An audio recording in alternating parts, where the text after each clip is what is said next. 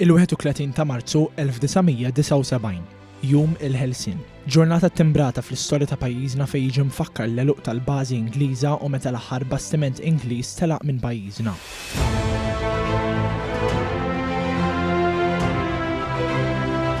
It-tnejn filgħodu ngħatat tislima lil Malta ħielsa fuq l-għolja tal-Helsin f'xatt ir-Ris il-Birgu. Iċ-ċeremonja bdiet tal-ħabta tad-9:30 ta' filgħodu b'parata mill-bandi tal-Forzi Armati ta' Malta minn Pjazza Paolino Vassallo f'Bormla sal-Monument tal-Helsin.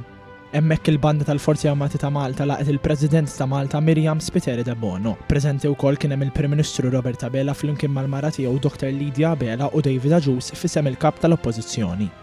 Mal-wasla tagħhom il-President Miriam Spiteri de Bono u l-Prim Ministru Robert Abela sellmu lil pajjiżna mad-daq tal-Innu Nazzjonali quddiem il-Gwardja tal-Unur.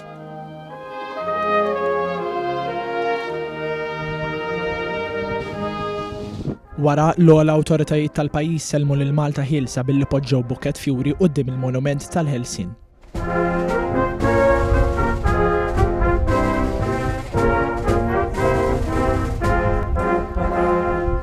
Din iċ-ċeremonja intemmet bl-Innu Malti.